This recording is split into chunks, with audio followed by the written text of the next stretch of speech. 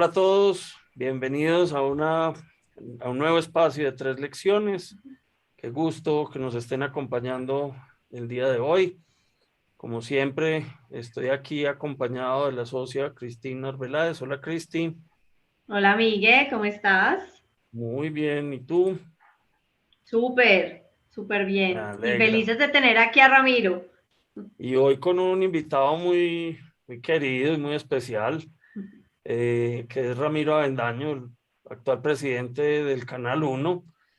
A Ramiro, pues, nos une una amistad de muchos años y es siempre un gusto conversar con él porque se van a dar cuenta que es todo un personaje, y hoy nos va a compartir unas lecciones muy chéveres. Ramiro, bienvenido y muchas gracias por aceptar esta invitación.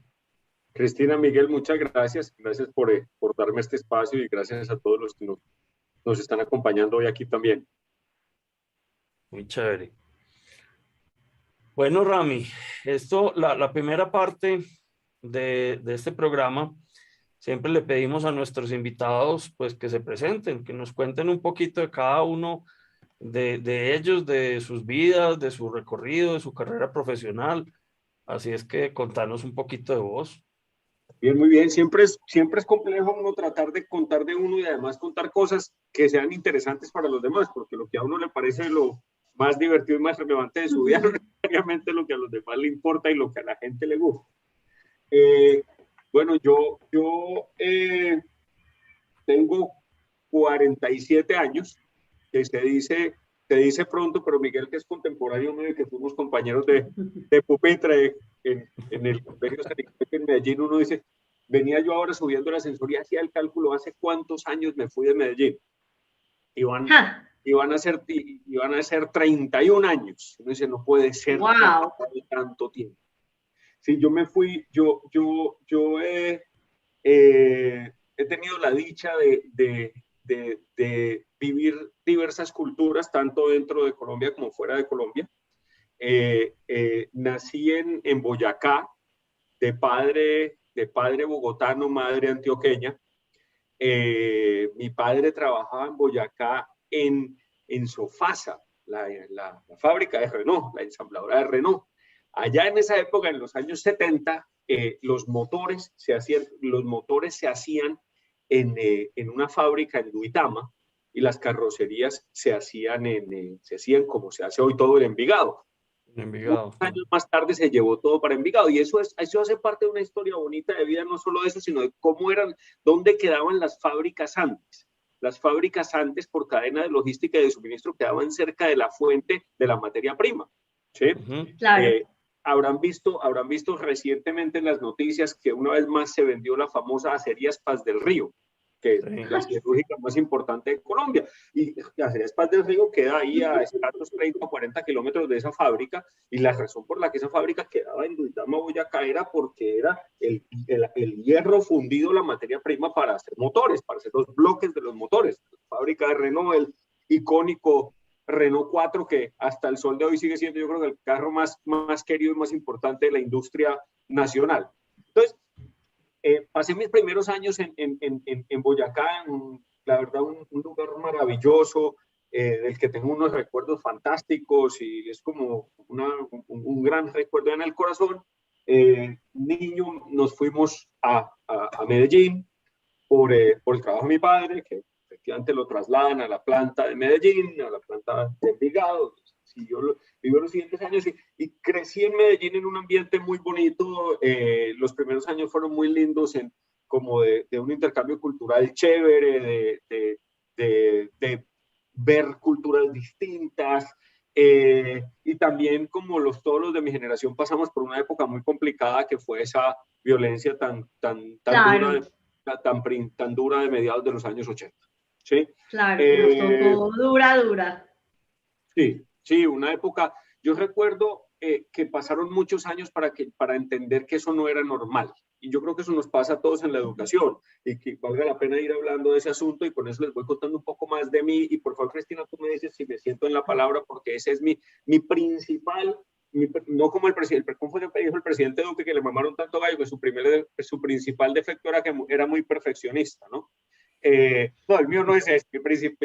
Una de las cosas que yo trato de cambiar en la vida es que a veces me cuesta ir al grano. Me enamoro del cuento y termino volando por ahí, pero quiero aprovechar para contarles que no sé si es que Dios y la vida me regaló lo que yo necesitaba o fue que me fui construyendo así justo producto de lo que me pasó, pero a mí una de las cosas que más me gusta es observar el comportamiento humano, un poco el mundo de la antropología, la psicología. Yo vivo muy feliz ahí, la sociología, ese es un mundo, digamos, al que le dedico mucho de mi tiempo personal sin trabajar en ese asunto. ¿Y por qué lo cuento? ¿Por qué lo meto aquí justo con ese Medellín difícil de los 80s? Porque pasaron muchos años para yo entender que eso no era lo normal, que esos niveles de violencia, que era una violencia que nos permeó a todos. O sea, uno cree que estaba aislado y el violento era Pablo Escobar. Mentira, éramos violentos todos. Sí, claro, todos. Creímos que era lo normal, ¿sí? Y era una época que uno le gustaba pelear, así una cosa compleja. Pasaron muchos años para entender que eso no estaba bien y entender eso me ayudó también a entender en el camino de la vida que la historia de cada quien estaba forjada y formada en experiencias distintas que lo hacían pensar que lo normal era algo diferente, ¿sí? Y ahí hay uno de los temas que no necesariamente o que vamos a tocar de alguna manera en 3 lecciones tangencialmente, y es sobre la relatividad de la verdad. Esa es una de mis grandes discusiones de todos los días, ¿verdad? ¿Sí? Listo. Bueno, total, contando historia de vida más o menos rápido también, entonces, de Medellín a Barranquilla, seguir con los jesuitas, una experiencia espectacular, un cambio de vida grande, a una ciudad en esa época totalmente tranquila, pacífica, no pasaba nada, la gente súper amable, una época muy bonita. Luego me voy a estudiar y sí, ahí estudiaba con los jesuitas como lo había hecho en Medellín, Colegio San Ignacio, Colegio San José. Me voy a Bogotá a estudiar ingeniería en la Javeriana, o sea, sigo con mis curas, ¿sí?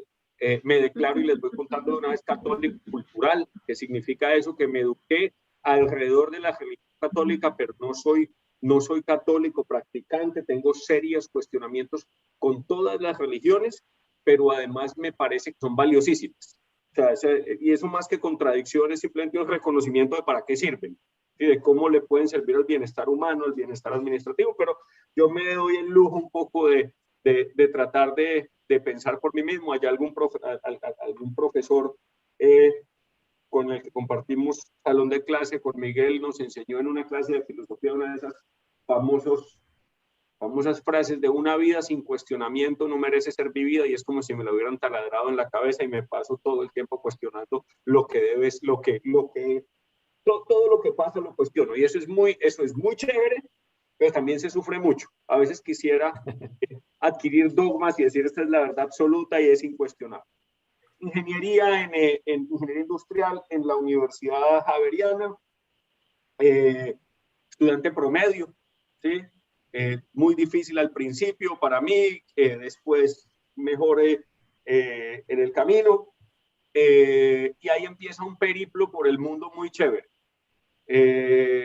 Habiendo estado permeado por el tema de crecer dentro de la industria automotriz por el trabajo de mi papá, digo, yo quiero es dedicarme a esto. En la práctica profesional logro conseguir una práctica en Ford en Venezuela. Entonces, fue como la primera salida internacional a hacer una vaina, me voy a Ford en Venezuela, aprendo. En un momento en el cual pues la industria automotriz en Venezuela era poderosísima y Ford era una marca pues como Renault aquí más o menos. Miguel, sí, por supuesto, además allá que el parque automotriz era muy distinto, el nuestro era muy austero, veníamos de una Colombia rural, de un cierre económico importante que se turbaba en el 82, de proteccionismo. Entonces los carros que teníamos eran 3 marcas y todos los carros más bien tranquilos, y los venezolanos en ese boom petrolero brutal, entonces nosotros con carritos chiquitos y ellos con lo que llamamos lanchas, ¿verdad? Esos camionetas, sí. Tenían sí de todo y de todas las marcas, con todos los juguetes. Los carros V8, etcétera. Pero les voy a contar como un ejemplo simple de cuán próspera todavía era Venezuela pre-Chávez, que esta vaina yo no la he visto en ningún otro lado. A mí en la práctica profesional me dieron un carro de empresa. No fregues. Vea, yo tampoco he visto eso en ninguna parte, en ninguna. El nivel de prosperidad de Venezuela de los 90. ¿Sí? Sí. Wow. ¿Sí? Sí, me acuerdo mucho, un Ford Laser, que era un carro automático, o sea, no solo carro, sino un carrazo. ¿Sí? Con todos los juguetes. Sí, sí, una experiencia muy Mira linda en vos. Venezuela. Venezuela además había muy avanzado en ingeniería porque la prosperidad había hecho que muchos de los ingenieros hubieran ido o a hacer sus carreras o a hacer sus especializaciones en Estados Unidos. Estaba mucho ingeniero mecánico de universidades así, de Virginia Tech, de MIT, eso financiado por el gobierno de esa época de Venezuela. Listo. Venezuela, sigo en el mundo automotriz, en esa época, hoy infame, ¿verdad? El mundo, me fui a Hyundai a trabajar con el hoy infame Carlos Matos. Recién abría Hyundai en Colombia. Y total, estando en ese cuento, yo me di cuenta cuando estaba en Ford, en Venezuela, que venían los ingenieros y la gente de Ford de Estados Unidos, y yo no le había puesto mucha atención al profesor de inglés. Y dije, es importante. Estoy mamando mucho gallo en esas clases. Esto sin inglés no se va a poder. Entonces me voy para Londres a estudiar inglés en un instituto de medio pelo, esa es la verdad. Pero ahí a ver qué hacía. Y por ahí al mes me salí y dije, no, yo voy a estudiar inglés en la calle. Y con un diccionario en la mano, de mesero, de limpiador de la baja de ensaladas de un Pizza Hut, en un almacén de repuestos, rebusque, aprendí un inglés decente para empezar a hacer la vida. ¿Sí? Me metí a estudiar en una universidad muy prestigiosa en Londres con mucho esfuerzo, que era el London School of Economics and Political Science. Estudié en esa época me acuerdo que esta palabra no tenía traducción, las cosas van cambiando. Entrepreneurship. Esa vaina es emprendimiento. Claro. Emprendimiento. Esa palabra no tenía traducción. ¿Sí? Yo le explicaba a la gente creación de empresas, montaje de empresas, pero la palabra emprendimiento no existe.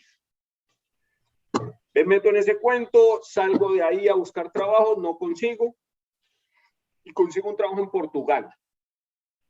Y el trabajo era una práctica en una cervecera en Portugal. Y yo, pues lo único que hay, no hablaba portugués, nunca había ido, no tenía plata, y eché en una mochila de esos, ¿se acuerdan de esos? Había unos, como esas tulas del ejército verde, toda mi ropita, fui y me compré dos cachacos, como le dicen en Medellín, en un sitio en Londres de los más ordinarios posibles que había, y dije, bueno, y unas corbaticas, y me fui para eso. Y recuerdo con mucho, mucho cariño que de verdad me fui sin un peso, me iban a pagar poquito, pero yo dije, este es un principio, y me acuerdo que me fui a vivir a un hostal de viajeros, ¿sí? O sea, a un hostel, lo que llamamos un hostel. Sí. Y yo vivía ahí y los demás eran viajeros, estaban 1, 2, 3, 8 días, entonces eran 6 u 8 manes en un cuarto. Cuando yo me despertaba para ir al trabajo, esa gente estaba llegando, todo eso olía a marihuana, y yo me sentía tan feliz sacando de debajo del camarote mi tulita, bañándome, poniéndome mi cachaco, mi corbata, mirar en el espejo, estos daneses con barba roja, felices en su plan, y yo decía, esto algún día pagará y saldrá bien. Y me iba al trabajo, no me alcanzaba mucho, me consiguió un apartamentico para compartir con 4, y me terminé yendo por razones económicas a vivir a un barrio obrero. La experiencia más linda del mundo. Todos los que vivían en el barrio, era un pueblo obrero realmente, un pueblo obrero a las afueras de Lisboa, a Leandra. Y allí todos eran empleados de la cementera o de la cervecera donde yo trabajaba, y unos otros comerciantes pequeños del pueblo, ¿verdad? Y es lo que llaman los gringos blue collar, ¿verdad? O sea, clase obrera. Sí. Qué bejaquera, aprendí buen portugués, conseguí novia, todos mis planes eran ahí, entendí lo bien que vive, lo digno que vive el europeo. O sea, lo importante que es encontrar un ingreso mínimo digno. ¿Sí? Porque es que el europeo de clase obrera, yo no entiendo que vive rico, o sea, de forma muy holgada, pero vive bien. Sí. Toma vino hecho por ellos mismos. El suegro que yo tenía en esa época, la novia que tenía debajo de la mesa del comedor en la cocina un garrafón así de grande de vino, que era vino fermentado por él, y traían kilos y kilos de camarón. Vivían bacán, listo, pero me fue bien en ese cuento, estaba en la cervecera, eso se iba a acabar, y salté al mundo de la consultoría por un capricho. Vení, ¿cuánto tiempo fue esa práctica? Esa práctica se supone que eran 6 meses, ¿sí? Ya. Yo al 4.º mes me puse nervioso, fui donde mi jefe y le dijo, me van a dejar, y me dicen, no se puede sino hasta el último día. Yo le dije, quiero que sepa que yo vivo al día con esto, si me dice el último día me jode, pues yo me voy a poner a buscar trabajo por si acaso. Y a la cervecera iba una consultora en tecnología, que por ahí debe estar todavía viva, que se llamaba EDS, era informática, una consultora de informática, EDS. Y a mí me pareció que eso era bueno, que era bonito, y yo quiero trabajar en esto. Y un día, un domingo, vi en el periódico, cuando los periódicos eran así de gordos, veía el tiempo del domingo pasado, y yo decía, ¿esto cuándo pasó? Eran así de gordos, el periódico era clasificado, es otro pedazo grandísimo, empleos, un montón de separatas, y entonces en empleos había una consultora nueva que se llamaba Cluster Consulting, buscando, el mensaje estaba en inglés, buscando gente excepcional y no sé qué. Yo ya, ¿excepcional? Yo, ¿sí? Claro. Ahí lo tengo. Sí, exacto, pregunte por lo que no vea. Un boyaco paisa, costeño, rolo, mejor dicho, que habla inglés arrastrado y portoñol. Ahí está. Exacto, exactamente. Perfecto. Entonces, yo le mandé una carta que hoy me daría vergüenza escribir, donde les decía, me acuerdo tanto, de this is the kind of company I've been made for. Yo soy el tipo, este es el tipo. Ay, me encanta. Yo sí aprendí bien de mi paso por Medellín, la confianza del paisa para ir a decir, venga, que yo soy mejor que el otro. Entonces me voy, entonces me llaman a una entrevista, y me dice el tipo, el jefe, venga, nosotros hemos llamado a un montón de gente, a ustedes lo llamamos porque esta carta de presentación está muy buena, a ver si es verdad lo que dice aquí. Y me hicieron 2 preguntas. Y esto en muchas entrevistas de trabajo en la vida, y nunca me han hecho 2 preguntas de este nivel. 2 preguntas. La primera me dijeron, estaba en un cuarto cualquiera, una oficina, y me dijeron, ¿cuántas pelotas de ping-pong caben en este cuarto? Esa fue la primera pregunta. ¿Sí? ¿Cuántas pelotas de ping-pong caben en este cuarto? La segunda pregunta, y por supuesto lo que ellos estaban buscando era pensamiento lógico, ¿verdad? O sea, claro, no necesitaban el número exacto, por supuesto, entre más cercano mejor, pero necesitaban, era pensamiento lógico. Y la segunda pregunta que me hicieron era, ¿cuántas estaciones de gasolina hay en Lisboa? Mismo concepto, claro. Venga, cuéntenos cómo piensa usted. ¿Sí? Me fui a trabajar con esa consultora, interesantísimo. A todos, si nos está viendo gente joven. No, pero venía a ver, contar qué respuestas diste, pues, porque es que no nos vas a con el chisme medio contar. Bueno, la primera tocó volver a clase de geometría, ¿verdad? ¿Sí? A cubicar. Lo primero, sacarle el volumen a la habitación, ¿sí? Venga, esta habitación tiene lo que fuera, 5 por aquí, 4 por aquí, 2,20 de alto, entonces venga, vamos así, esta vaina tiene 5 por 2, 10 por 2, esto tiene 20 y pico de metros cúbicos, ¿verdad? O 5 por 2, 22, 23, 25 metros cúbicos, lo que fuera. Luego, entonces, acordarnos de la ecuación para calcular el volumen de una esfera. El volumen de la esfera, y entonces suponer pues que más o menos unos 2 o 2,50 centímetros de diámetro tiene una bolita de ping-pong, y después lo uno dividido por lo otro ahí enredado, eso sin papel ni lápiz, o sea, puro al pelo. Tratar de... puro cálculo mental.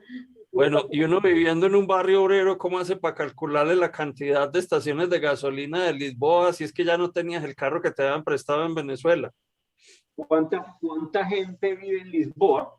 ¿Cuántos carros hay en promedio? ¿Cuánto consumen en promedio los vehículos que transitan? Me ha servido la industria automotriz para sacar, por ejemplo, kilómetros por galón, más o menos entender cuál era la densidad del uso de vehículos en un país de esas características, que no era ni piensa Estados Unidos, digamos, casi que más 1.5 carros per cápita, o un Colombia de aquella época que debería ser de por ahí un carro por cada 10 habitantes, por ahí cada 5 habitantes, ¿sí?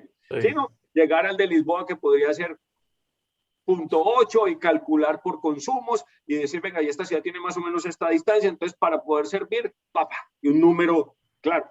Yo sé gente que estuvo en esa entrevista que es que yo no soy de aquí, es que yo no sé nada de carros, es que yo no tengo carro, eso no es lo que querían saber, no era una pregunta de historia. Y así, Sí, de acuerdo. Les cuento que la vida en consultoría fue dura, redura. Esto era gente ex McKinsey, ex Boston Consulting Group y ese tipo de cosas, que son gente coco, muy disciplinada, muy enfocada. Yo, por el contrario, soy más disperso, mi atención le cuesta más quedarse en un solo lugar, y sufrí y trabajaba mos. O sea, mis jefes, nosotros los esclavos, los consultores medios, juniors, digo esclavos porque el jefe que me contrató un día le caí en gracia, llevaba varios meses trabajando ahí, llegó a la oficina tarde en la noche a contarme una anécdota de su vida. Y me dice esto en portugués, pero ¿cómo se llama? La expresión en español debería sonar igualito. Me dice, cuando yo era un simple picateclas, como tú, así comenzó la conversación.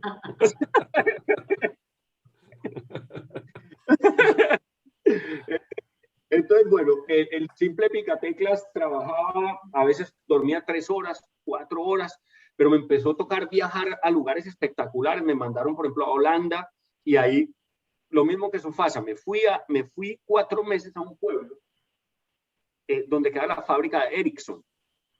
Ese pueblo queda como a 2 horas al norte de Ámsterdam, y se llama Tilburg. Y allá no hay nada.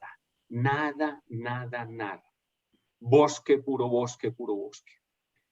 Y ahí, misma historia que con Sofasa, los motores de Duitama. Tilburg, guardando industria y guardando país, era el Duitama de Holanda. ¿Qué es lo que hay allá? Bosques, árboles. Pues resulta que Ericsson tenía la fábrica originalmente ahí porque los teléfonos originalmente eran de madera. Qué bacanería.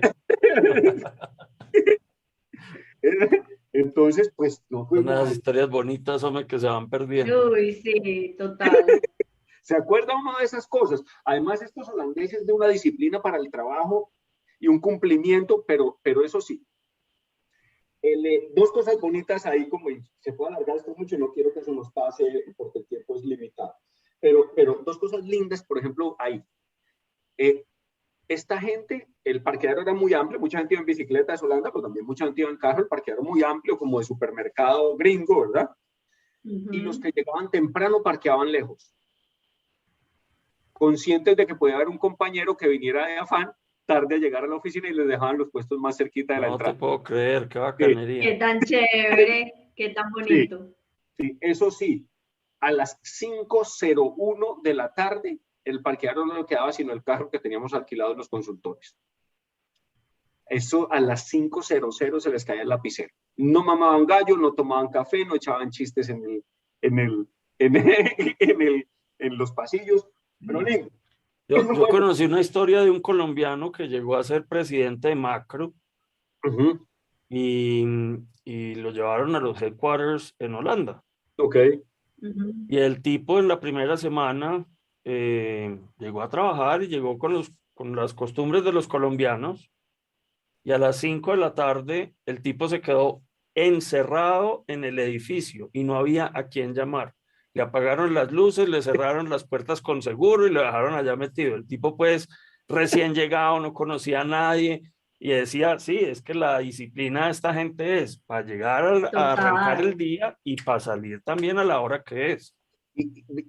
Son culturas, esto hay que aprender, seguir aprendiendo mucho. Son culturas que además, yo diría que son de gran responsabilidad, pero es libertad, la responsabilidad es mía. Es decir, yo hago mi trabajo, voy a la hora que es, me levanto y me retiro a la hora que es, sin que me obliguen a nada, porque además de todos he sabido que la marihuana, por ejemplo, ha sido legal en Holanda desde siempre.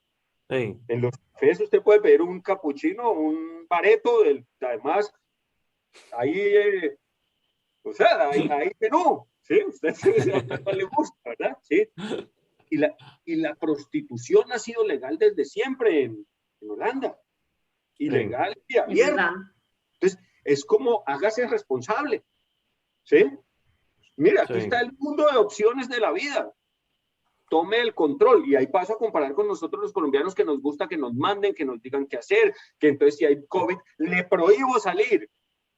¿Qué tal si? Y ahí tenemos esas diferencias importantes. Bueno, la historia sigue, pues, por años. Luego, en esa consultora tenemos una oportunidad muy lindas luego en España. Luego termino trabajando con un grupo que se llama Millicom, que es el dueño de Tigo actualmente. Era dueño de una operación en Colombia que se llama Celcaribe. Estuve con Celcaribe, me va bien y tengo un par de oportunidades más con Celcaribe. Me trasladan a Filipinas. En Filipinas tengo un cuento jocoso. Lo voy a contar, tratar de Dale, contarlo. por favor. Hágale. Pasaron cosas maravillosas, pero el jocoso es que me da mucha risa. Yo trabajaba con un caleño en Celcaribe y me trasladaron a Filipinas, y el caleño me dice: yo tengo una prima en Filipinas, ¿por qué no la llamas? Yo sí, claro, y me da un papelito. Y yo de verdad por dentro dije, te puedo decir aquí, en horario familiar no se han decía estas cosas, pero lo que yo pensé, tan huevón este caleño piense que yo me voy a Filipinas a llamar a una prima colombiana.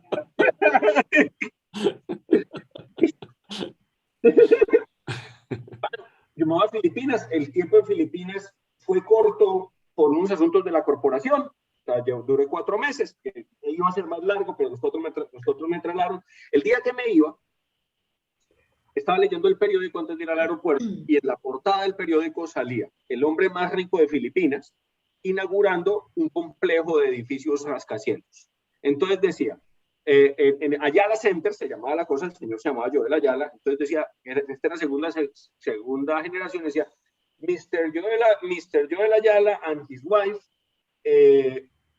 Lizzie Eder, la prima del caleño. ¡Ay, no! Y vos comiendo el ¿Cómo McDonald's. te perdiste eso? Aprendí a dejar esa arrogancia para darle bola a todo, y todo el que me diga llame a mi primo, que estoy allá donde usted va, yo le llamo al primo. Como usted diga, al primo lo llamo. Mi vida, quién sabe, de pronto hubiera estado yo casado allá en Filipinas y viviría con la alta clase filipina, quién sabe. Bueno, de Filipinas me fui para Laos. Experiencia absolutamente increíble. En ese momento Laos era el tercer país más pobre del mundo, y en un año que yo viví, 13 meses que viví, hubo un muerto por violencia. Wow. O sea, y en hechos confusos. Entonces, ¿qué es que no? ¿Qué es la pobreza la que genera violencia? Pues yo fui y vi de primera mano otra cosa. ¿Sí? De acuerdo. Pero una cultura profundamente budista. Profundamente budista. Los budistas viven rico. Uno tiene la idea de que están siempre en silencio. Además, vivir en silencio es maravilloso, pero o sea, los budistas rumbean y los budistas claro. Tienen... Pero tienen un modelo de vida en el que viven realmente la hora. Nosotros entrevistamos para una operación celular, gente, y la pregunta típica, ya de pronto no se usa tanto, pero la usamos por muchos años, de ¿usted cómo se ve en 5 años? No hubo una sola persona a la que le preguntáramos eso que entendiera la pregunta. De acuerdo. Sí, o sea, ¿qué es lo que tengo que ver en sí? No sé. Pero no, hoy. Vive el hoy de verdad sin hacer esfuerzo. O sea, se chocaban en sus motos, tenían un accidente, algo se dañaba y sonreían. Y la expresión era Bopeñán. Bopeñán era no hay nada que hacer, ya pasó, no pasa nada. Es decir, yo no me puedo, si yo me accidento, como el accidente ya pasó, es pérdida de energía cualquier reacción negativa sobre el accidente. No hubiera hecho, no, que fue tu culpa, la mía. No, eso no se discutía. Aprendí poquísimo, pero observé. Bacano. Seguí la vida y voy a tratar de cortar ahí en medio rápido. Me fui a El Salvador con ese mismo grupo. El Salvador, muy, muy chévere El Salvador. El Salvador vine a Colombia encargado de comprar la operación de lo que hoy es Tigo. En ese momento era Hola. ¿Sí?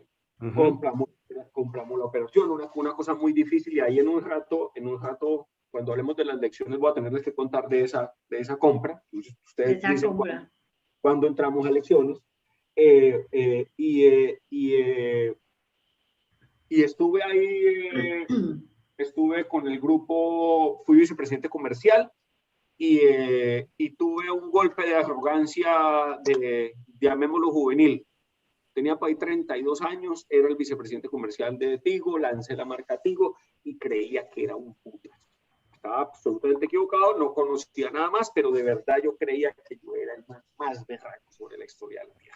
¿Sí? La vida se encargó de darme mi coscorrón y decirme, no, mijo. No.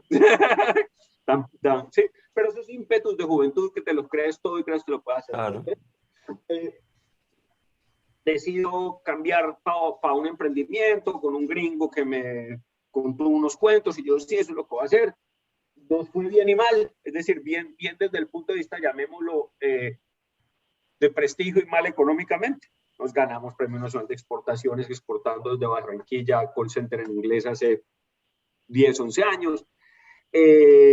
Volví al mundo de telecomunicaciones con Telefónica, me aburrí mucho, y esto me da pena si hay gente que trabaja en Telefónica, pero les voy a contar una cosa que me pasó. La anécdota más importante fue la del día que me fui. Renuncié a un trabajo que me gustó, que me ofrecieron muy bueno, y el presidente de la compañía me llamó a su oficina. Esto nunca lo he contado en público, pero pues esto habla de un poco de cómo soy yo y de las cosas que me gusta hacer las vainas. Me llamó a su oficina y me dijo, Ramiro, ya me había pedido que no me fuera. Me dijo, Ramiro, quiero que sepas que si te quedas, de aquí nunca te vamos a echar. Es una oferta berraquísima, ¿no? Sí. Para mí fue la confirmación de que me tenía que ir ya.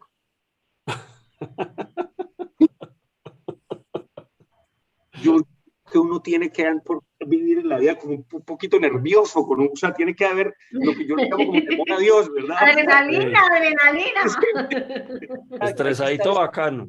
Ese estresadito bacano. Sí, van pasando los años y uno dice, y sí, mejor no, pero eran esas ganas de hacer las vainas. Ahí me fui a trabajar y trabajé como 5 años con el grupo Bright Star, con la gente de lo que hoy es SoftBank, Marcelo Claure, que hoy es quien maneja uno de los fondos privados de inversión más grandes del mundo. Manejé primero Colombia, después norte de Latinoamérica, un negocio grandísimo, importante, pero aburrido, Miguel. Monótono. Y me buscaron del Heraldo de Barranquilla para ver si les ayudaba a transformar el periódico. Dieron la presidencia del periódico. Yo me había enamorado de Barranquilla en mis años en Barranquilla. Mis padres se habían quedado, no les he contado el resto de la historia. Me había casado con barranquillera. Ese pedacito es muy importante. Sí. Yo dije, me voy para Barranquilla. Mi hijo estaba chiquito y me metí en ese cuento de transformar el periódico. Con mi aliciente principal, fui a manejar una empresa que facturaba 20 veces menos que la empresa anterior. Y eso, por ejemplo, en vidas, pues, los negocios grandes y los chiquitos son igual de difíciles de hacer. Sí, igual de difíciles de hacer. Aquí teleceros y es igual de jodido administrar una finca chiquita que una grande. O sea, eso es un tema de escala, pero no es que los negocios, no, eso, el tendero camella todo el día y lo mismo el mega empresario dueño de cientos de almacenes de productos similares a los de la tienda. ¿Sí? Así es. Un elemento que a mí me parece importante es el año en el que te fuiste a trabajar al Heraldo, porque es que si hay alguna industria que ha sufrido con todas estas transformaciones digitales de los últimos años es justamente la industria editorial y particularmente los periódicos. Y vos te fuiste en un momento en el cual pues la industria de los periódicos la estaba viendo dura. Sí. Yo consulté a varias personas que me parecieron como autoridades en materia de carrera y esas cosas, y hablé con amigos, les conté mi reto, que si esta vaina valía la pena o no. Todos me dijeron que no. Todos me dijeron que no, y ahí también cuando lleguemos a las lecciones les cuento el cuento relacionado con esto. Mucha terquedad, pero por un sueño que todavía, sobre el que todavía que cabalgo, y ese impacto. Ujú. O sea, cuando yo sé, Miguel, que tú eres apasionado por la academia, seguramente lo puedes compartir y seguramente tenerás inclusive más vivo que yo, y es, uno no puede medir el PIG de uno o la vida de uno por plata, De que acuerdo. se necesita, pero Absolutamente de acuerdo. la satisfacción y el propósito Propósito. y sentir que están pasando cosas así. Yo necesito trabajar en un sitio o quiero trabajar en un sitio donde pueda generar un círculo virtuoso, que esta es una compañía capaz de producir dinero para los accionistas, darle salarios dignos y buenos que le permitan vivir cómodamente a los empleados, pero que sea capaz de impactar a su entorno. Y a mí me pareció, ese el camino correcto. Yo me fui pensando en que podíamos hacer cosas. Y pudimos hacer muchas cosas. Otras cosas, por supuesto, se fueron apretando producto de lo que estás diciendo, que la industria de los medios es una industria que tuvo un cambio fundamental en sus fuentes de ingreso. Los medios viven de publicidad y la publicidad en general no crece, pero tiene un jugador que ya se come el 50 o 60%, que es el jugador digital. Y un De jugador acuerdo. digital con unas terminé de leer esta semana un libro de historia sobre la conquista, ¿sí? Y, y esa pelea, por ejemplo, que puede tener un periódico cualquiera, el colombiano contra Google, era como esas batallas de la conquista, eran 50.000 indios y 500 españoles, y los 500 españoles matando a 50.000 indios. De acuerdo. Porque es que los españoles tenían escopetas o ballestas, o sea, tenían pólvora, sabían manejar, forjar el hierro, entonces tenían espadas que cortaban. Los indios eran espadas de madera, era a palo contra te chuzo, te mato, y el otro a palazos, tenían caballos. Ese es un poco Google contra, llámalo el heraldo, el colombiano, el país, el que te guste. ¿Sí? Y eso fue una pelea muy complicada. Estando en ese cuento, eso sí, yo amo la industria de medios. Y porque soy un apasionado por el conocimiento. Ya les dije que me encanta ver a la gente. Y cuando uno tiene una tarjeta de presentación de un periódico, de un canal de televisión, uno es pertinente en todas partes. Claro. Puede ir donde le dé la gana. Nadie pregunta a usted por qué vino. Yo hago cosas como que, no sé, yo me voy a Sobancaria y a la feria de Fenalco y a la de Camacol, y nadie le pregunta a uno por qué vino. ¿Sí? Se supone uno es pertinente en todas partes. El intercambio intelectual es delicioso. La cantidad de gente con la que puede hablar y de la que puede, a la que le puede absorber su conocimiento es muy bonito.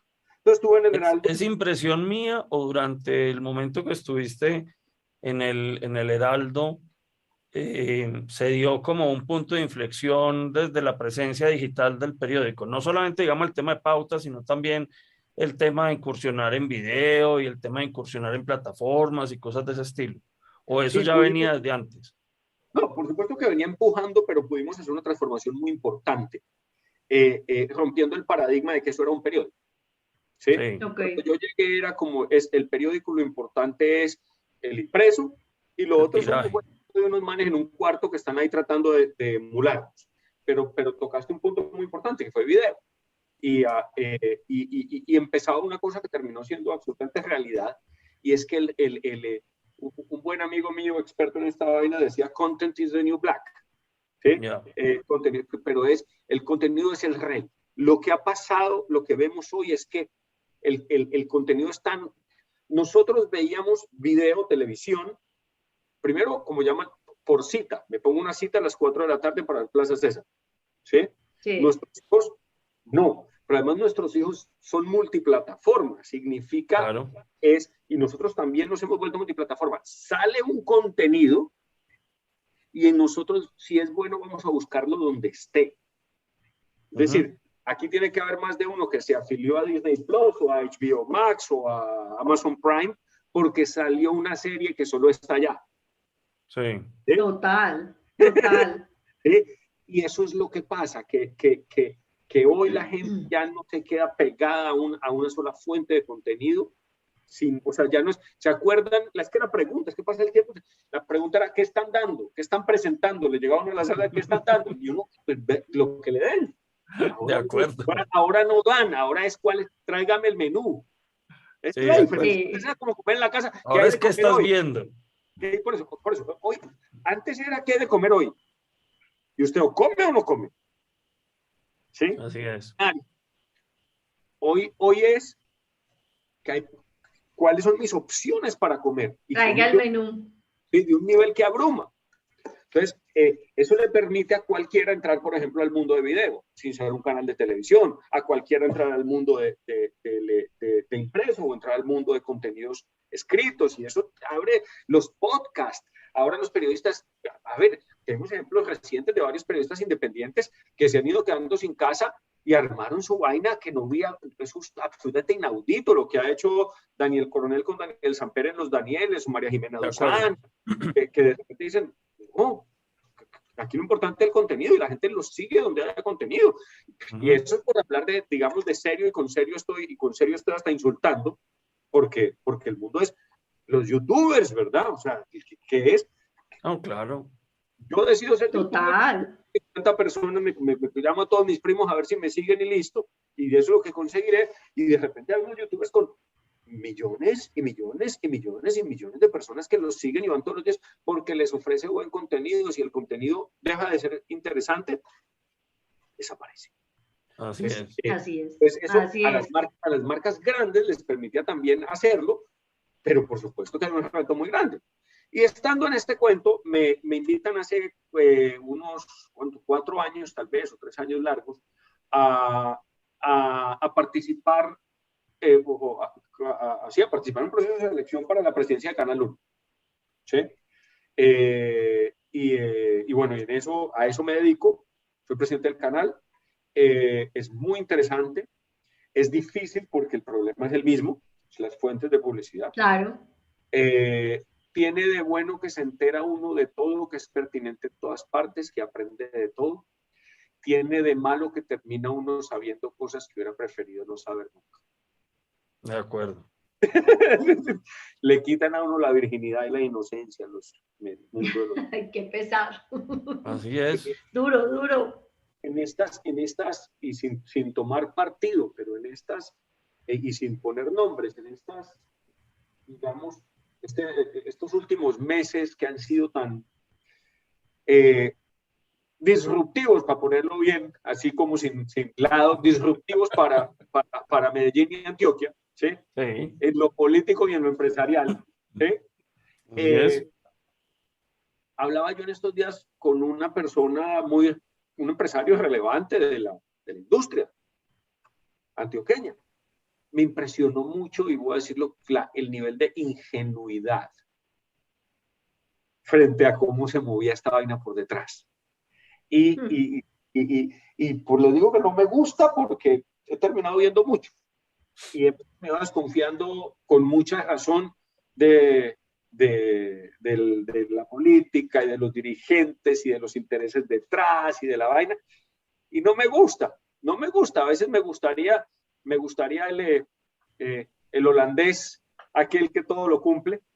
Y un buen amigo que hice en mi época en Lisboa, paisa, John Jairo Acevedo, le decían John Jairo, ¿sí? Porque era en portugués, y todo que el apellido era Jairo, ¿verdad? John Jairo, ¿verdad? Y él me dijo, este tipo muy, muy interesante. Yo creo que este man era ingeniero de sistemas de una universidad pública, no supongo que la Universidad de Antioquia, hecho de verdad a pulso. Y allá le había hecho una carrera bonita, un tipo, estaba haciendo un PhD en filosofía, un tipo era ingeniero de sistemas, y le iba muy bien.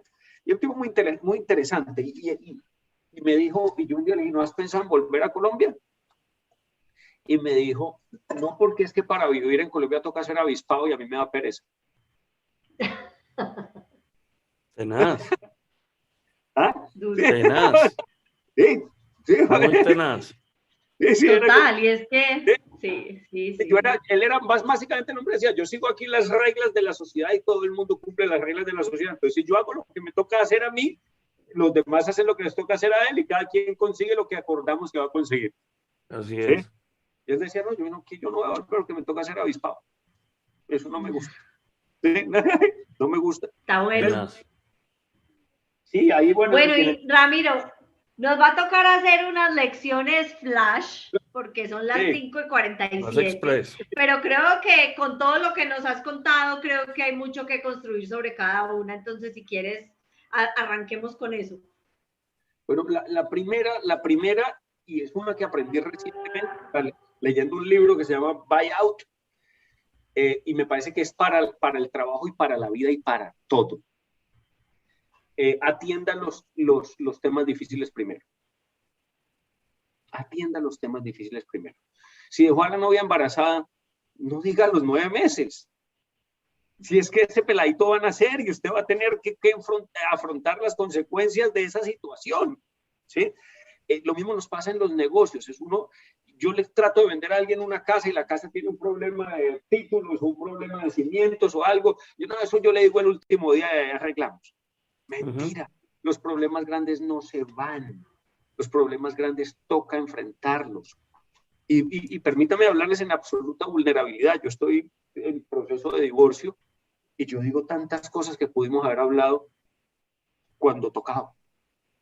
¿Sí? Cuántas cosas que no debimos haber dejado, que no debimos haber echado tierrita o responder de forma arrogante o decir, no, eso se va a ir solito.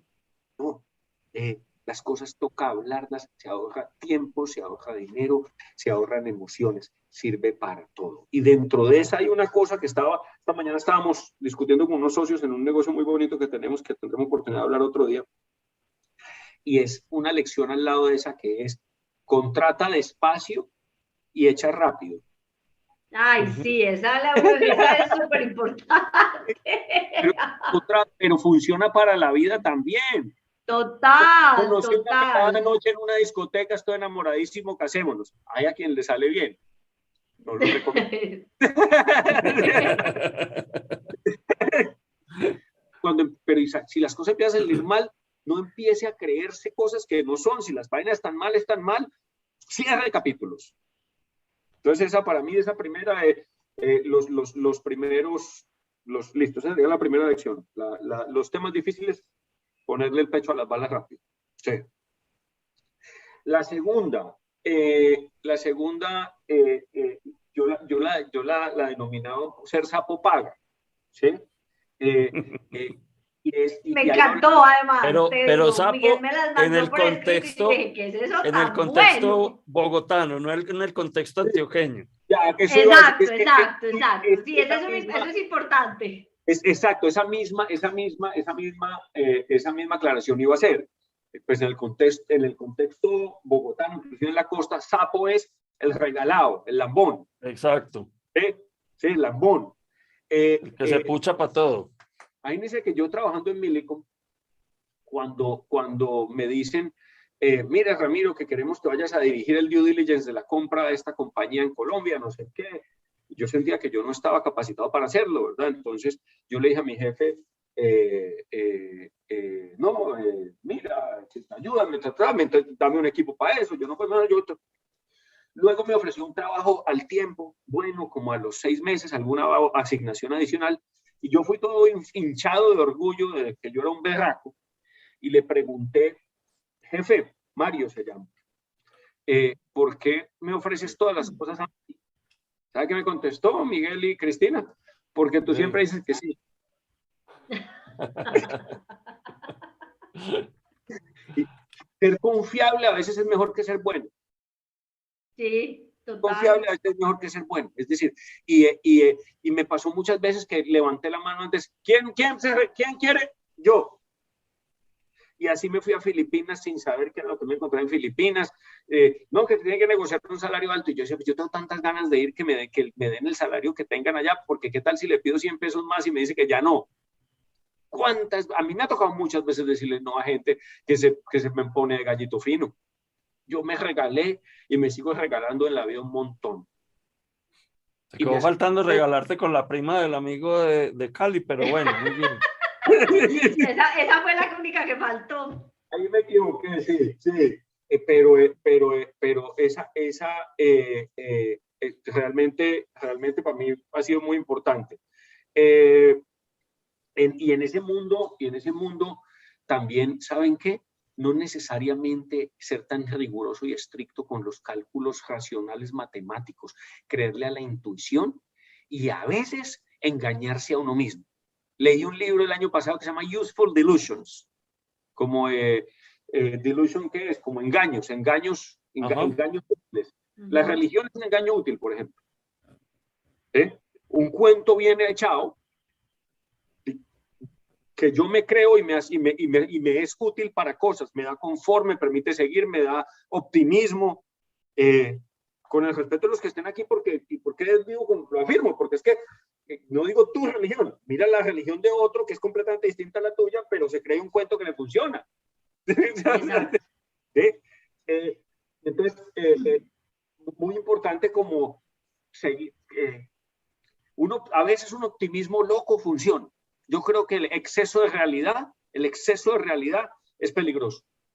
Y esto viniendo con formación de ingeniero, pues es contraintuitivo, pero creo que si uno supiera todos los riesgos de cada cosa y de verdad lo computara, yo creo que la depresión está ahí. No hace nada, se paraliza. Pero no está lejos de otros invitados que hemos tenido también que nos han hablado mucho de eso, del poder de la intuición.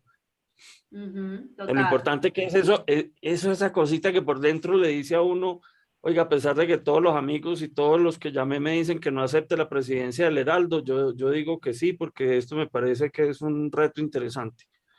Y ese probablemente hubiera sido una de esas decisiones que si la metes en un modelo matemático, te hubiera dicho no.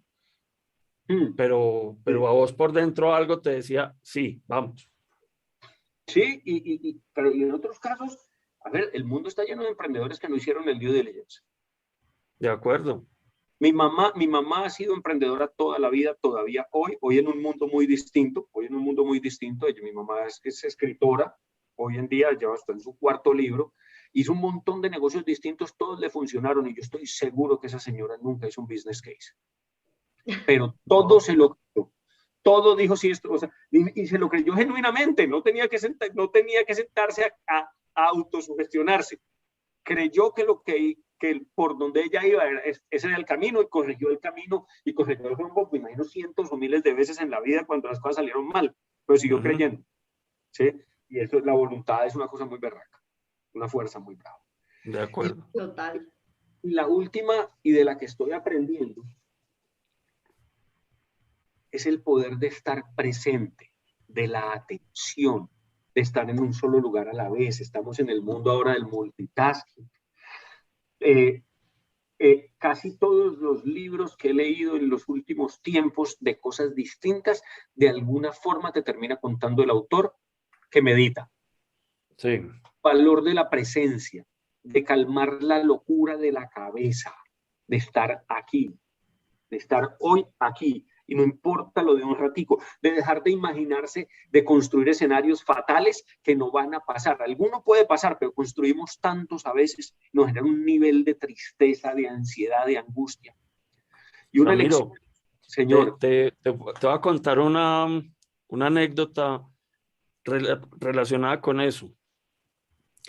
El semestre pasado, hicimos aquí en la universidad la presentación del libro de la primera temporada de 3 lecciones. Se hizo un ejercicio editorial bien bonito, se recogieron pues como las entrevistas de la primera temporada, no sé qué, y el jefe del fondo editorial nos invitó a Cristi y a mí a un conversatorio aquí como para hablar de esto. Y yo me atrevería hoy a decir, digamos, oyéndote mencionar este tema de la importancia del estar presente y el mindfulness y demás, que yo estoy seguro que para Cristi, para mí, los jueves a las 5 de la tarde es el momento de mayor mindfulness que podemos tener en la semana. Porque los dos llegamos a la misma conclusión, lo dijimos el día de la presentación del libro.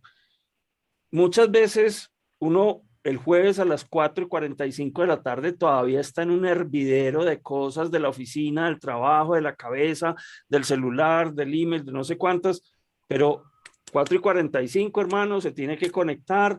Cristina ya está por ahí por el WhatsApp. Hey, Miguel, ¿qué hubo, pues? Que a ver, que ya estoy aquí esperando. Y arranca esto, y esto es un periodo de desaceleración, que además nos deja siempre con un espíritu súper arriba, porque siempre salimos súper contentos de estos espacios.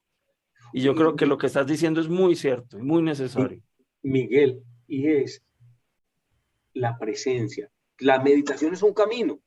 Sí, pero sí. rezar el rosario, ojo con que va a sonar contradictorio. Rezar el rosario es estar presente. Es otro, claro, claro. Total, es otra forma. Jugar ajedrez es estar presente. Leer un libro que te transporte a otra época y a otra era, imaginarte allá y estar tratando de imaginar todo lo que el autor pintó y tenía en su cabeza.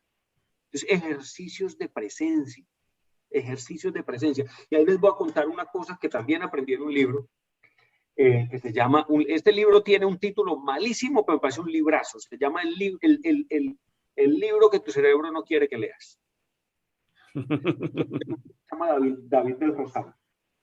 Y esto, venga lo que esta vaina para mí me parece un hit. El tipo dice, tú no piensas. El que piensa es tu cerebro. De la misma forma como tú no bombeas sangre, la bombea tu corazón, o tú no respiras, lo hacen tus pulmones. Tú no podrías decidir bombear sangre a mayor o menor velocidad, cambiar el caudal, no trata y nada. Tú no puedes impedir que tu cerebro piense. Eso es lo que hace tu cerebro, disparar pensamientos. Tú lo que puedes decidir es a qué pensamientos poner atención. Y el autor sugiere decir, siempre que te llegue un pensamiento, decide, este pensamiento me es útil, y si no te es útil, lo desechas y dices siguiente pensamiento. Decide de esos pensamientos que llegan a tu mente, ¿a cuál le pones atención? A todos alguna vez nos ha dicho, ahora voy a hacer una burrada, pero pasa, este loco que mató a la mamá esta semana o hace unas semanas y lo descubrieron ahora. Sí, a muchos se nos habrá venido a la mente, ¿y qué tal si yo mato a mi mamá? Usted puede decir que hace con ese pensamiento ir a matar a su mamá, o decir, no, marica, eso no, siguiente, ¿verdad? De acuerdo. De acuerdo. Total. Además, muy en la línea, pues, de la terapia cognitivo-conductual, ¿no? Que le dicen a uno es eso, precisamente, escoja los pensamientos a los cuales usted le quiere dar poder o le quiere dar importancia, en cuáles a cuáles le va a dedicar esfuerzo, pues, y a cuáles definitivamente va a decir, oiga, esto es irracional, esto no me interesa. Sí, tal cual. Bueno, estas son las cosas que yo tengo hoy más presentes. Estas 3 lecciones son de vida, ninguna es exclusiva para el éxito profesional, el montaje de empresas, el éxito académico, el prestigio y la prosperidad, pero son como cosas que yo digo, estas cositas puestas en un orden deberían ayudarle a uno a que las cosas salgan. Y la segunda, la de ser sapo paga, es muy el tema, pues porque a mí, esa puede ser muy personal, porque a mí me gusta mucho aprender. Entonces yo voy al lugar, yo me regalo para algo, me muestran algo que me gusta y quedo absolutamente fascinado, ¿verdad? O sea, pero sabes que esa es una de las lecciones que a mí me parece más valiosas, por ejemplo, para un estudiante universitario hoy en día. Yo a veces se las menciono también cuando van a salir a práctica, y les digo, oiga, si les dan la oportunidad de participar en algún proyecto, móntese en el tren. Usted no sabe qué va a pasar, pero seguramente algo va a aprender, algo va a aprender. Y ahí cuando le anunciábamos en estos días, Miguel, o ayer, o así hablaba, hay una frasecita en inglés que le oí a mi hermana hace mucho tiempo que decía, fake it until you make it, que es como falso, que lo puedes hacer, y es un poco, te lo planteo de otra forma, es, pues guardando las proporciones, ¿verdad? Pero es, diga que sí y aprende en el camino, y la mayoría de las cosas aprende en el camino. Oye, usted puede decir, sí, pregunte por lo que no vea, ¿sí? De acuerdo. Y ahí hay que aprender, y mucho en el mundo, yo diría que mucho en el mundo del empleo también, hay un mito de que el empleador quiere al más coco, al más inteligente, quiere a uno efectivo, confiable, que esté dispuesto, que ver el problema, que mire la cosa con humildad, porque, o sea, todo esto tiene un montón de asteriscos abajo, pero es un tema de... Y tiene una arista adicional. Aquí hemos conversado varias veces con ejecutivas, mujeres, y hemos hablado Yo iba varias a decir veces lo mismo. del tema de cómo las mujeres se construyen un techo de cristal, que ellas no se postulan, digamos, para una posición o un cargo o una promoción en el trabajo hasta que ellas mismas no están convencidas de que cumplen con el 110% de los requerimientos del cargo, mientras que los hombres nos tiramos al agua mucho más fácil. Así digamos, uy, yo pues tendré el 40%, pero ¿sabe qué? ¿Qué carajo? Yo voy aprendiendo ahí en el camino. Y a la hora de la verdad, pues eso, pues lo que dicen los estudios es que las mujeres están perdiendo una cantidad de oportunidades por ellas mismas ponerse la talanquera. Y entonces yo por eso rescato esa lección, me parece que es muy valiosa y creo que valdría la pena hacerle eco entre la audiencia femenina, justamente por eso, porque es que yo creo, a ver, la historia que nos has contado de tu vida, creo que es el mejor ejemplo de eso. Totalmente, ¿Sí? O sea, pues todas esas movimientos y moverse, aventuras son el resultado de aventuras, eso. sí, salir de la zona de confort, irse a trabajar, salirse ¡A del instituto Laos! de inglés y aprender inglés lavando platos, o sea, vainas de esas. Miguel y Cristina, todavía estoy ahí. Me refiero, todavía hoy me toca tomar decisiones sobre cosas que digo, o sea, que no voy a poder, y termino diciendo, no, que hijo de puta. Claro, claro. Y que tiene hay una dosis de sufrimiento, porque cuando uno se siente que no es competente, pues está ahí como, uy, aquí que no me descubran, que ese es un fenómeno también que cada vez más común en los impostor. que se llama el síndrome del impostor. Pero lo que decía Miguel ahorita también de las mujeres, ayer tuve esta conversación muy corta con un consultor, uno de los líderes de unas consultoras grandes en Colombia. Estamos hablando precisamente de presidentas de compañía, y yo le dije lo siguiente: es que increíble que todas las mujeres presidentas de compañía son buenas. Y les decía, porque es que para llegar allá son tan estructuradas y tan metódicas pues, que es un poco lo que describías ahorita. Lo que quiero decir es que todas las mujeres presidentas de compañía o líderes de compañía son buenas, 100%. Los hombres la mayoría. Pero hay otros que ahí están, pero sí, creo que hay un tema de confianza, y para las mujeres es mucho más duro hoy en día tener que, o sea, el camino es mucho más cruel, ¿sí? Y es nuestra responsabilidad también, Miguel, como hombres, empezar a poner nuestra identidad en un tú a tú distinto, porque, y perdón, cierro aquí, que es que si nosotros integramos en nuestra inteligencia y en nuestra capacidad nuestro lado femenino, y somos generosos para que ellas aprendan a integrar en su inteligencia y en su capacidad el lado masculino, somos individuos mucho más completos. Totalmente de acuerdo. Totalmente de acuerdo. Eso lo hemos aquí conversado varias veces con Cristi y con algunos invitados. Y de hecho, te iba a decir, cuando estabas hablando de las presidentas de compañía, que el semestre pasado tuvimos una conversación que Cristi y yo nos la gozamos de principio a fin, que fue con Silvia Escobar, que fue presidente de...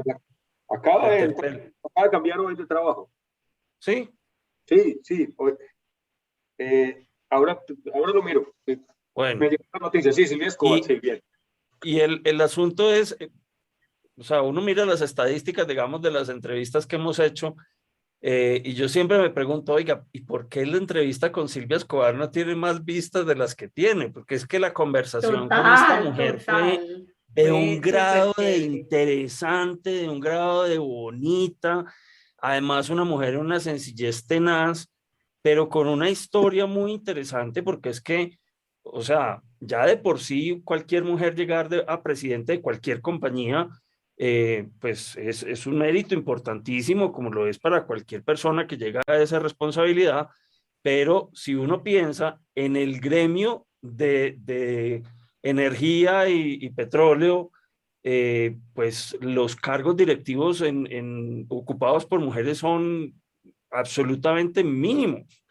Y esta mujer llega, y no solamente llega, sino que hace una transformación de la compañía súper interesante, le mete un lado femenino al trabajo, al trabajo de campo, al trabajo de la organización, de manera que eso es una cosa que de verdad yo creo que coincido con vos, a los hombres nos cae una responsabilidad importante. Yo he dicho varias veces que creo que la responsabilidad que tenemos los hombres recae desde la paternidad, es decir, nosotros tenemos que enseñarle a nuestros hijos y a nuestras hijas a que crezcan en un ambiente donde a las niñas se les dé las mismas oportunidades, a las niñas las invitemos a que digan que sí, a que sean zapas, como decís vos, y eso lo tenemos que construir desde las casas.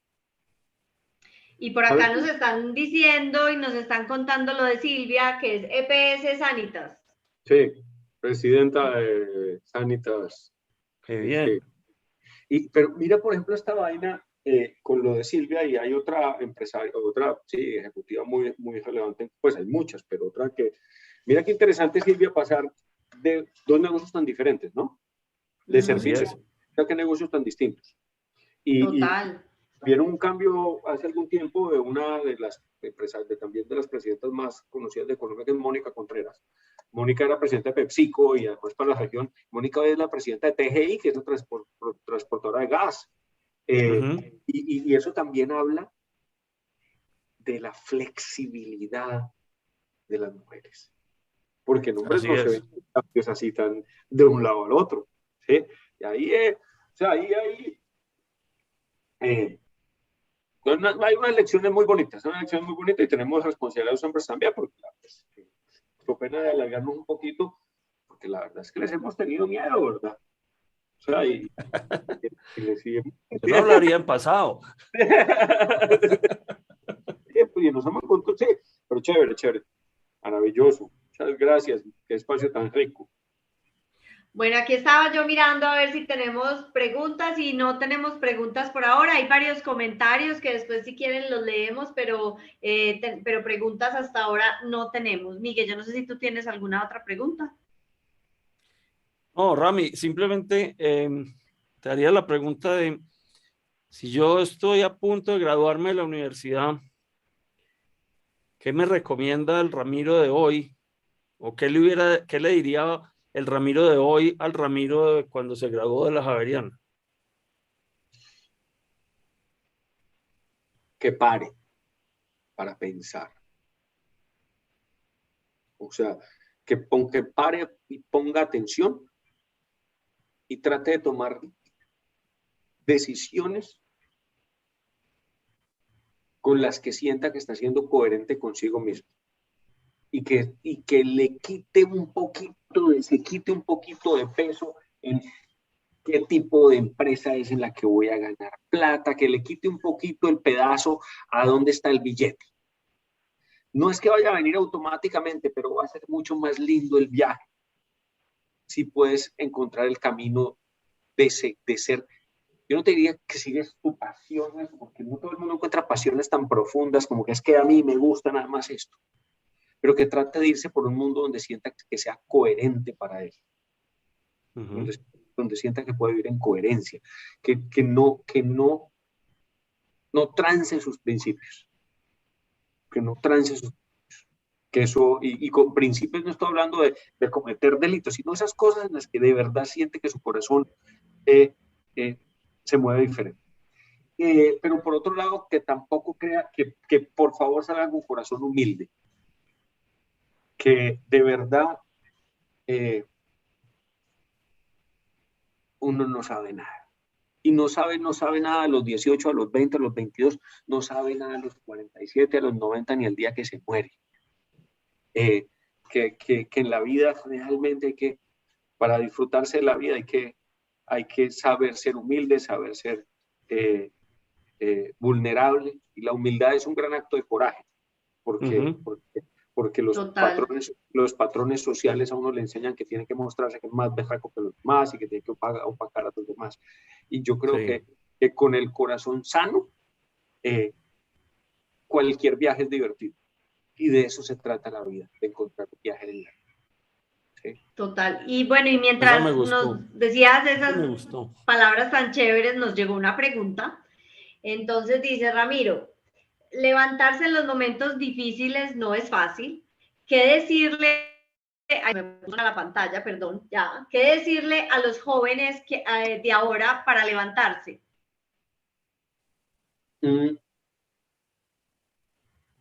Uy, me van a llevar a un lado medio, pero bueno, me dan la oportunidad y hay una vaina que se llama el perdón. Quítensela. Cuando uno cae, empieza a buscar qué fue el que hice mal, quién me hizo, por qué, y entonces yo sí valgo, no valgo, etc. Yo creo que hay una cosa muy importante y es parar, quitarse las culpas de encima. Cualquier cosa que creas de la que fuiste responsable ya pasó, ya sucedió. Si te la hicieron o la hiciste, y olvídate, no que no aprendas las lecciones prácticas, pero olvídate de todo ese desgaste emocional de culparos o culparte. Perdónate, perdona a los demás y no te preocupes mucho si te perdonan a ti.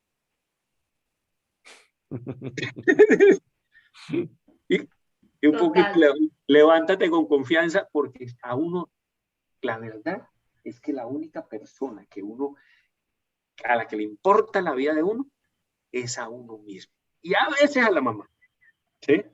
Entonces, ustedes han visto que, por ejemplo, cuando a alguien se le muere un ser querido, a esa persona la acompañan unos días, unas semanas, y después, si sigue medio tristecito, lo gradúan de loco, quedó traumatizado, pobrecito, y a uno le toca apretarse el pantaloncito, arreglarse la camisita, y ahí en ese acto de perdón toca quererse mucho, bañarse, afeitarse, planchar la camisa, vestirse bonito y pararse con dignidad, decir, sí, yo puedo, yo soy, no debo nada a nadie, soy inocente, vamos a hacer la vida.